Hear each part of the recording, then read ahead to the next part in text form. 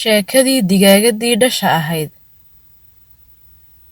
Tani waa sheeko ku saabsan digaagad yar oo caqli badan. Beri-beriyaha ka mida waxaa jiri jirtay tuulo qurux badan. Meel u dhow webiga, buul yar waxaa ku noolaa digaagad. Digaagadii waxay dhashay 12 beed, taasi oo 10 beedka ka mid ahi ay u dilaaceen digaagad yar. Laakiin 2 ayaa weli beed iska sii ahaa. Digaagadii waxay kaga tagtay 2dii beed ee aan dilaacin hangarkii, waxayna u baxday dibadda si ay cunto ugu soo raadiso. 10kii digaagadood ee yaryaraa ayaa raacay. Waqtigaa, 2dii beed ee aan dilaacin mid ka mid ah ayaa soo baxday, iyada oo sankeeda yar kaga soo garaacaysa qolofta beedka xaggeeda hoose. Digaagadii dhasha ahayd ee miskiinta ahayd, waxay isla markii ay dibadda u soo baxdayba ka baadhay hooyadeed meel kasta. Laakiin nasiib xumo, hooyadeed way arki weyday, waxayna aragtaa in goobtu ay wada cidlo tahay. Arrintani waxay digaagadii dhasha ahayd ka dhigtay mid murugaysan, markaa waxay bilowday inay hooyadeed soo baadho keligeed. Isla markii ay go'aansatay inay raadiso hooyadeed, baalasheedii ayay kor iyo hoos u qaaday, waxayna bilowday inay ka soo socdaasho hangarkii. Markii ay bilowday digaagadii dhasha ahayd inay ku socoto lugaheedii yaryaraa, waxay aragtay sac cunaya waxoogaa caws akhtar ah. Digaagadii dhasha ahayd waxay bilowday inay si xamaasadi ku jirto ugu dhaygagto saca weyn ee dheer. Daqiiqada kadib, sacii aadka u weynaa ayaa eegay digaagadii dhasha ahayd oo weydiiyey, "Maxaad raadinaysaa? Maxaad sida la yaabka ah iiga fiirinaysaa?" Waxaa weydiiyey sacii. "Ma waxaad tahay hooyaday?" Digaagadii dhasha ahayd ayaa si miskiinnimo ah u weydiisay.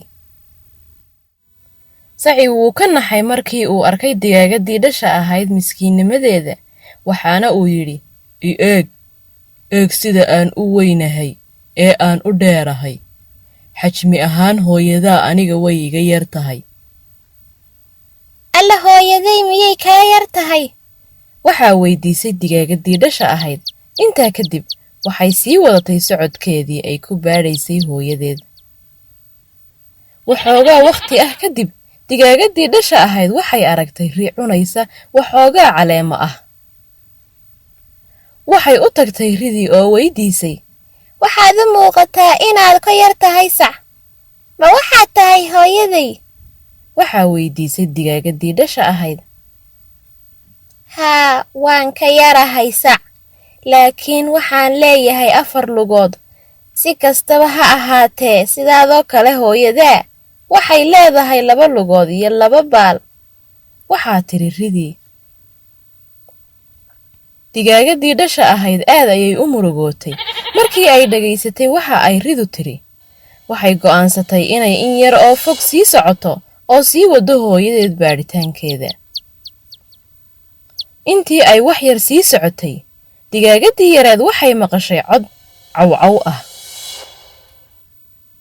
Digaagadii yareed waxay xasuusatay kelmaddii rida, waxayna u malaysay laga yaabaa in tukuhu yahay hooyadaa.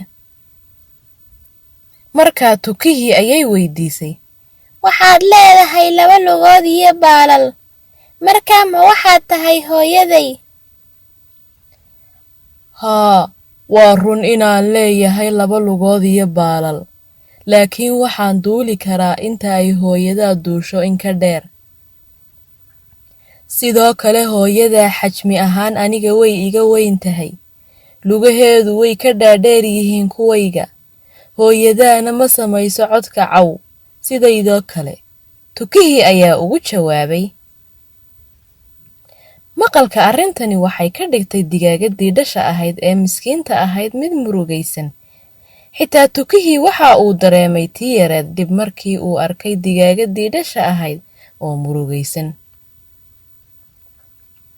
Kadib, tukihii wuxuu yidhi, "Ha murugoon, keliya waxoogaa yar sii soco oo isku day." xaqiiq ahaan waad heli doontaa hooyada. Intaa markii uu yidhi waa uu iska duulay tukihii. Wadahadalkii ay la yeelatay tukuhu waxa uu dib u soo celiyey digaagadii dhasha ahayd dhiirigelinteedii, waxayna bilowday inay waxoogaa in yar sii socoto. Lugaheedii qurquruxda badnaa waxay si dhaqso ah ugu socotay dhinaca harta, halkaana waxay ku aragtay xuurbadeed ay la socdaan dhasheedii. Digaagadii yareed aad bay ugu faraxsanayd inay aragto isku eekaansho xagga xuurbadeedda ah, taasi oo uu tukuhu uga sheegay.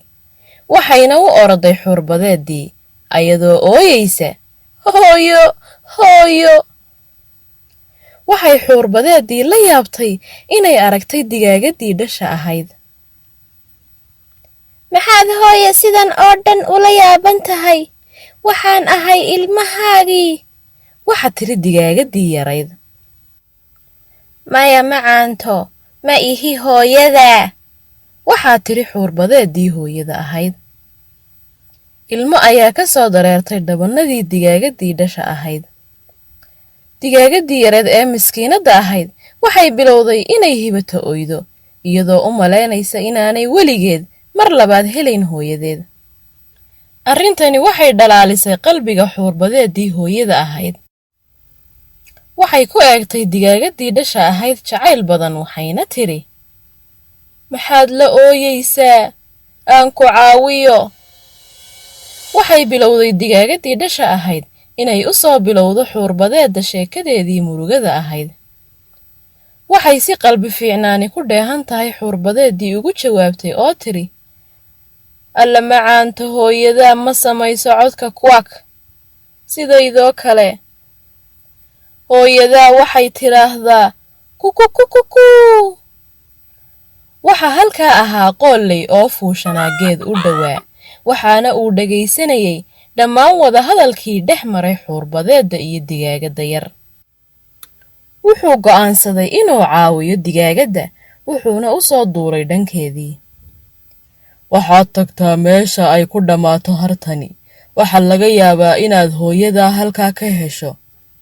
waxa yidhi qoolleydii, dabadeed wuu duulay. Digaagaddu waxay samaysaa cod la mid ah codka ay samayso xuurbadeeddu.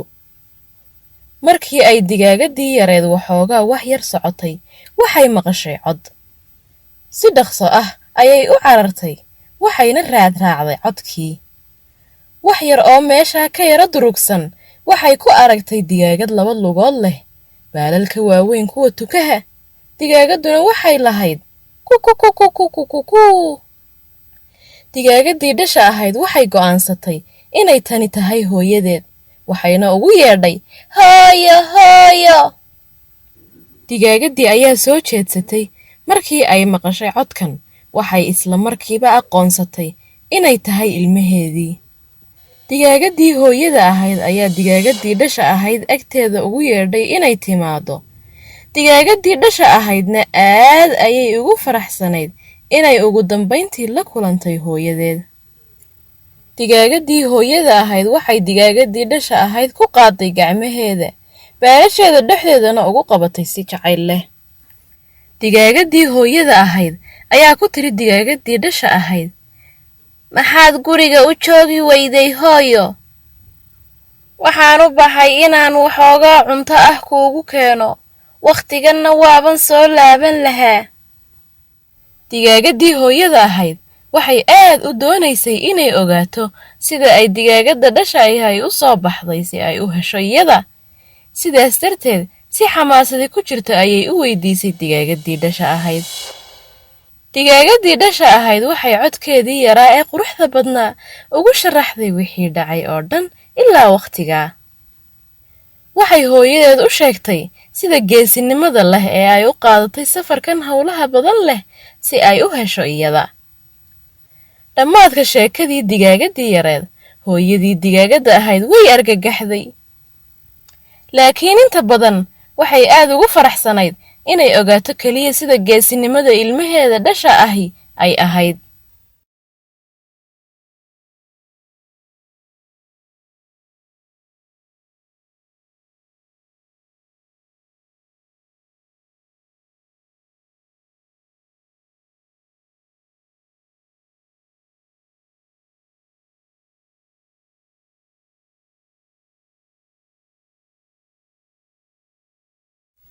Sheekada saddexdii doofaar ee yaryaraa.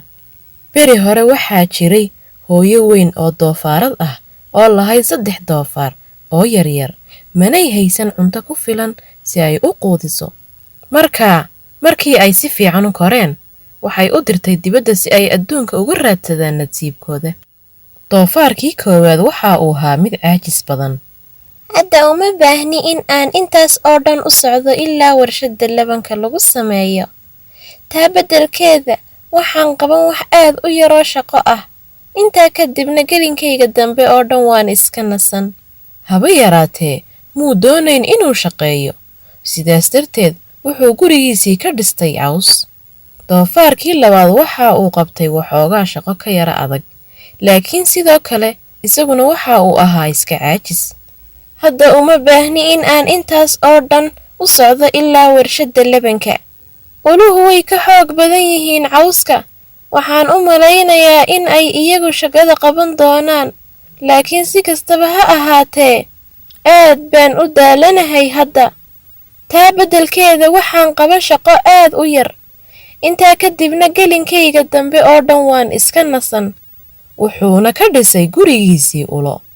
Dabadeedna waxay bilaabeen heeso iyo qoobka ciyaar.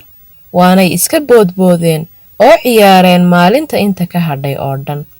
Doofaarkii saddexaad waxa uu shaqeeyey maalintii oo dhan, oo waxa uu gurigiisii ka dhisay leban. Waxa uu ahaa guri adag oo dhammaystiran oo leh meesha guriga lagu kulayliyo iyo meesha qiiqa wax lagu kariyo ka baxo. Wuxuu u muuqday mid iska celin karaya dabaylaha ugu xooggani haddii ay dhacaan. Maalintii xigtay, yey ayaa doonay inuu ka tallaabo dariiqii yaraa ee ahaa meesha ay 3 doofaar ee yaryar raadkoodu ku yaalay. Wuxuu ugu horrayntii arkay doofaarkii koowaad gurigiisii cawska ahaa, waxaana uu sanka la raacay waxa gudihiisa ku jira. Doofaar! Wuu qayliyey. Doofaarkaa yari wuxuu ii noqon doonaa casho macaan oon caawa ku casheeyo. Intaa kadib waxa uu garaacay albaabkii, waxaanuu ku qayliyey, Doofaarka yarow, iga fur aan soo galee. Maya, ma dhici karto. Xaqiiqatan waa bar kuma taal.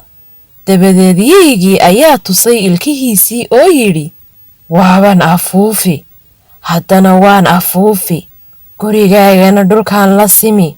Markaa wuu afuufay oo afuufay, gurigiina dabayshuu raaciyey. Yeygii afkiisii ayuu aad u kala waaxay, bahal qaniinyo ahna xoog buu ugu qabtay hoos. Laakiin doofaarkii yaraa ee koowaad wuu ka baxsaday yeygii, wuxuuna intii karaankiisa ahayd uga cararay si uu isugu qariyo guriga doofaarkii yaraa ee labaad. Yeygii wuu ka daba tegey isagoo eryaday suqduudkii yaraa ee gurigii ulaha ka samaysnaa. Wuxuu uriyey doofaarada gudaha ku jira. Mar kalena afkiisii ayaa bilaabay inuu dareeriyo, isaga oo ka fikiray cashada macaan ee ay u noqon doonaan. Dabadeed albaabkii ayuu garaacay oo wuxuu yidhi, Doofaarada yaryarow, iga fura aan soo galee. Maya, ma dhici karto. Xaqiiqatan waa bar kuma taal. Intaa kadib yeygii ayaa tusay ilkihiisii oo yidhi, waaban afuufi, haddana waan afuufi, gurigiinana dhulkaan la simi. Markaa wuu iskala xayday oo afuufay, gurigiina dhulka la simay. Waxaana 2 doofaar ee yaryaraa isa soo hortubeen yeygii cabsida lahaa. Yeygii wuxuu isku dayey in uu 2 doofaar isku mar qabto, laakiin wuxuu ahaa mid hunguri weyni qaaday. Daamankiisii waaweynaana waxba may qaban, wuxuuse noqday mid hawada qaniina. 2 doofaar ee yaryaraana cagahay wax ka dayeen, waxaanay miciinsadeen qoobabkoodu intii ay kari karayeen. Yeygii wuxuu eryaday doofaaradii suqduudkii yaraa, waxaanay kaga baxsadeen dirqi iyo tuxun. Laakiin labadoodiiba waxay daf yidhaahdeen aqalkii labanka ahaa, isla markiiba waxay qab ka soo siiyeen albaabkii ka hor intii aanu qaban yeygii. waxay 3dii doofaar ee yaryaraa isku urursadeen gurigii, iyagoo la gariiraya baqasho ay ka baqanayeen yeyga dibadda taagan. yeygu maalintaas oo dhan waxba muu cunin, markaa wuxuu aad uga shaqaysiiyey amateedkiisii sidii uu u eryanayay doofaarada yaryar. iminka oo uu urin karo 3dooda ku jira gudaha dhammaantood, waxa uu ogaa inay dhinaca kale ee labanka gidaarada ay ku sugayso qado wacan oo uu ku xafladayn karo. dabadeedna yeygii wuxuu ku garaacay baabacooyinkiisii albaabka, wuxuuna yidhi, doofaarada yaryarow, iga fura aan soo gale. maya ma dhici karto, xaqiiqatan waa barkumataal. intaa kadib yeygii ayaa tusay ilkihiisii oo yidhi, waaban afuufi, haddana waan afuufi, gurigiinana dhulkaan la simi. hagaag, waa uu afuufay oo afuufay, wuu afuufay oo afuufay, haddana wuu afuufay oo afuufay, laakiin waa uu awoodi waayey inuu guriga dumiyo. ugu dambayntii neeftii ayaa ka dhammaatay. ugu dambaystiina wuxuu yidhi, ma awoodo inaan intaa inka badan afuufo. markii uu arkay inaanu awoodayn afuufintiisii oo dhan in aanu guriga dumin karin, yeygii run ahaantii aad ayuu u xanaaqay. wuxuu ku dhawaaqay oo yidhi, waxaan ka soo geli doonaa meesha qiiqu ka baxo, waxaanan idinku dhex cuni doonaa gurigiinna dhexdiisa. markii ay arkeen 3dii doofaar ee yaryaraa waxa uu samayn doono, waxay ka soo laadlaadiyeen meeshii xaabada dabka dheri ay biyo ka buuxaan, waxaanay shideen dab olol badan leh. markii ay arkeen in uu soo socdo yeygii, waxa ay daboolkii ka qaadeen dherigii karayay, yeygiina wuxuu ku dhacay si toos ah biyihii karkarayay. doofaarkii yaraa ayaa si dhaqso ah ugu xidhay daboolka. taasina waxay ahayd dhammaadka yeygii weynaa ee xumaa.